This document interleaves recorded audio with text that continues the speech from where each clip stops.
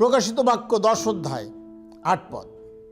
পরে স্বর্গ হইতে যে বাণী শুনিয়াছিলাম তাহা আমার সহিত আবার আলাপ করিয়া কহিল, যাও সমুদ্রের ও স্থলের উপরে দণ্ডায়মান ওই দূতের হস্ত হইতে সেই খোলা পুস্তকখানি লও।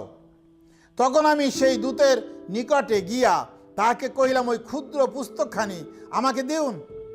তিনি আমাকে কহিলেন, লও, খাইয়া ফেলো, ইহা তোমার উদরে তিক্ত করিয়া তুলিবে, কিন্তু তোমার মুখে মধুর ন্যায় মিষ্ট লাগিবে। বলছে ঈশ্বরের বাক্য, পুস্তক, বাইবেল বলছে, এই সে পুস্তক বলছে সেই দূতের হাত থেকে তুমি নাও, নিয়ে খেয়ে ফেলো। জনকে বলছে তুমি খেয়ে ফেলো, খাবার সময় তোমার মুখে মধুর ন্যায় মিষ্ট লাগবে, কিন্তু তোমার পেটের মধ্যে গেলে সেটা তিক্ত করে তুলবে। কারণ বমি করার জন্য, কারণ হচ্ছে বমি করার জন্য তোমার পেটের মধ্যে তিক্ততা শুরু হবে। আমরা ঈশ্বরের বাক্য খাই কিন্তু বমি করি না। আপনি কি বমি করতে চান? পোলাও? তাহলে আপনাকে পোলাও খেতে হবে। আপনি পান্তা ভাত খেয়ে পোলাও বমি করলে পোলাও বের হবে না। আপনি রুটি খেয়ে যদি আপনি বমি করেন তাহলে পোলাও বের হবে না। যদি পোলাও বমি করতে হয় তাহলে আপনাকে পোলাও খেতে হবে। আপনি যা খাবেন আপনার মুখ দিয়ে তা বের হবে, পেট থেকে তাই বের হবে। আপনি যিশুকে খাবেন আপনার মুখ থেকে যিশুকে বের করবে। আপনি ঈশ্বরের বাক্য খাবেন, আপনি ঈশ্বরের বাক্য বের করবেন। যারা ঈশ্বরের বাক্য খায় না তারা এই মুখ দিয়ে ঈশ্বরের কথা কাউকে বলে না। যারা ঈশ্বরের বাক্য খায় তারা ঈশ্বরের কথা মানুষকে বলে। যিশু বলছে, তোমরা সমুদ্র জগতে যাও, সমুদ্র সৃষ্টির নিকটে সুসমাচার প্রচার করো। মুখ খোলার কথা বলছে। সমুদ্র জগতে যাও, সমুদ্র সৃষ্টির নিকটে, সমস্ত মানুষের নিকটে সুসমাচার প্রচার করো। সুসমাচার বলতে কি বুঝি আমরা?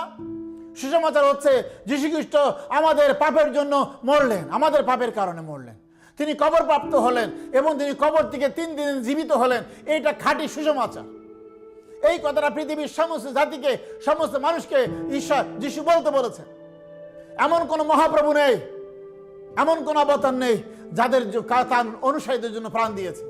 কিন্তু আপনার প্রভু যিশু আপনার উদ্ধারের জন্য, আপনার মুক্তির জন্য নিজের প্রাণ ক্রুশের উপরে উৎসর্গ করেছে। এই সুসমাচারটা বলতে বলছে সমস্ত জাতিকে। যদি বলতে হয় তাহলে আপনার মুখ খুলতে হবে, ভাববাণী বলবেন।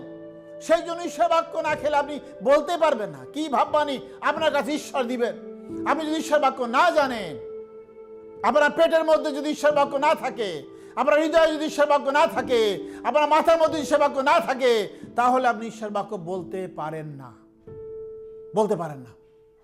ঈশ্বরের বাক্য আপনাকে তার বাক্য বলবার সাহস যোগায়, শক্তি যোগায়। জিরোমীয় পুস্তকে এই ধরনের কথা লেখা আছে, 15 অধ্যায় 16 পদে লেখা আছে। দেখেন, তোমার বাক্য সকল পাওয়া গেল আর আমি সেগুলি ভক্ষণ করিলাম।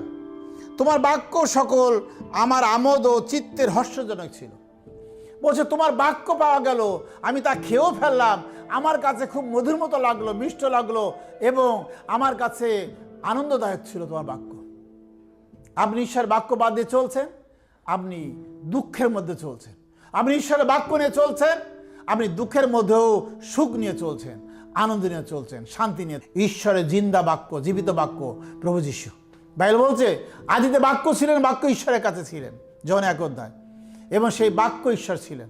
14 পদে বলেছেন সেই বাক্য মানুষ হয়ে জন্মগ্রহণ করলেন, মাংস হয়ে জন্মগ্রহণ করলেন এবং আমাদের মধ্যে প্রবাস করলেন, বাস করলেন আমাদের মধ্যে। ঈশ্বর বাক্য, সেই বাক্য প্রভু যিশু। আর সেই বাক্য আমাদের জীবন। যে ঈশ্বরের বাক্য নিয়ে চলে, যে যিশুতে চলে, সে অনন্ত জীবন পায়। অনন্তকালের জন্য বেঁচে থাকতে গেলে যিনি অনন্তজীবী তার কাছে আসতে হয়। পৃথিবীতে যারা জন্মিয়েছে, বাপের জন্ম তো পাপের জন্ম, পাপের জন্ম তো মরণ, সবাই মরেছে। কিন্তু যিশু মরেছিলেন আপনার পাপের জন্য, আমার পাপের জন্য। কিন্তু তিনি আমাদের পাপের জন্য তিনি মরেছিলেন, পাপী সেজেছিলেন তাই মরেছিলেন। কিন্তু তিনি পাপী না বলেই তিনি 3 দিনে জীবিত হয়েছেন। যে যিশুকে গ্রহণ করে, তার বাক্য, ঈশ্বরের বাক্যকে গ্রহণ করে, যিশুকে গ্রহণ করে, সে অনন্তজীবী হয়। দেখবেন ছোট ছোট বাচ্চারা বারবার খেতে চায় বেড়ে ওঠার জন্য। আর ছোট ছোট বাচ্চারা যখন ঈশ্বরের সেই দুধ খায়, খাবার খায়, তখন দিনে দিনে সে বেড়ে ওঠে। যখন 25 বছর বয়স হয় তখন আর বেশি বেশি খাবার খায় না, কিন্তু এক লেভেলে খাবার খায়। আরও 25 বছর থেকে আরও 25 বছর, 50 বছর পর্যন্ত 50 বছর থেকে আরো 25 বছর মানে 75 বছর খাবার মান আস্তে আস্তে কমতে থাকে, খাবার খেতে খেতে একটু কমতে কমতে কমতে কমতে মৃত্যুবরণ করে। কিন্তু বাইবেল বলছে তোমরা শিশুদের মতো হও, যেন আমার প্রতিদিন খাবার খেতে থাকি এবং বাড়তে থাকি। কোনো এক লেভেলে নয়, কমা নয়, কিন্তু প্রতিদিন বাড়তে থাকি, শিশুর মতো হয়। অমিশ্রিত দুগ্ধ ঈশ্বরের বাক্য যেন আমার প্রতিদিন খেতে থাকি এবং প্রতিদিন আমরা বাড়তে বাড়তে স্বর্গ পর্যন্ত আমরা বাড়তে পারি। আমেন। প্রভুকে ধন্যবাদ জানাই যে তিনি আমাদেরকে তার বাক্য আমাদের দিয়েছেন যেন আমার মুখ খুলি। বাঁচতে গেলে পর আপনাকে খেতে হবে। জগতের খাবার খাওয়া বন্ধ করে দিলে আপনি মারা যাবেন। দেখবেন মৃত্যুর আগে অনেকে এই জগতের খাবার খাওয়া বন্ধ করে দেয়, তখন বুঝতে হবে সে আর বেশি সময় বাঁচবে না। আর তাই ঘটে, মৃত্যুর আগে দেখবেন সে খাবার বন্ধ করে দিয়েছে। কি ব্যাপার, আপনার বাবা মা বিছানায় কি অবস্থা? বলছে না, সে খাবার বন্ধ করে দিয়েছে। পরক্ষণে শুনে সে মারা গেছে। যারা ঈশ্বরের বাক্য খায় না তারা মরে গেছে। মণ্ডলীর মধ্যে অনেক লোক আছে যারা ঈশ্বরের বাক্য খায় না, তাদের ভিতর থেকে দুর্গন্ধ বের হয়। কেন? মরে গেছে তো, তাই দুর্গন্ধ বের হয়। মণ্ডলীর মধ্যে যারা গির্জাপত্তন আসে না তারাই বেশি মাতবাড়ি করে, রাজনীতি করে। মণ্ডলীর মধ্যে মণ্ডলী মিটিং হলে তারা বেশি কথা বলে এবং দুর্গন্ধ বের হয়। এবং যারা ঈশ্বরের বাক্য শোনে প্রতিদিন, তারা প্রতিদিন জীবিত হয়, নূতন হয়। আর নূতন হলে প্রতিদিন তার মরার কোনো কথা নাই। মণ্ডলীর লোক, অনেক লোক আছে যারা ঈশ্বরের বাক্য খায় না, তাদের মধ্যে থেকে দুর্গন্ধ, তাদের পাপের মধ্যে জীবনযাপন করবেন, দুর্গন্ধ ছড়াই তারা। সেজন্য আসুন আমরা প্রতিদিন ঈশ্বরের বাক্য খাই আর জীবিত হই, সঞ্জীবিত হই, এবং যেন আমাদের মধ্য দিয়ে প্রভুর বাক্য প্রকাশিত হয়। আপনি যা গ্রহণ করবেন আপনি তাই আপনার জীবন থেকে বের করবেন। প্রভুর গৌরব হোক। আমেন।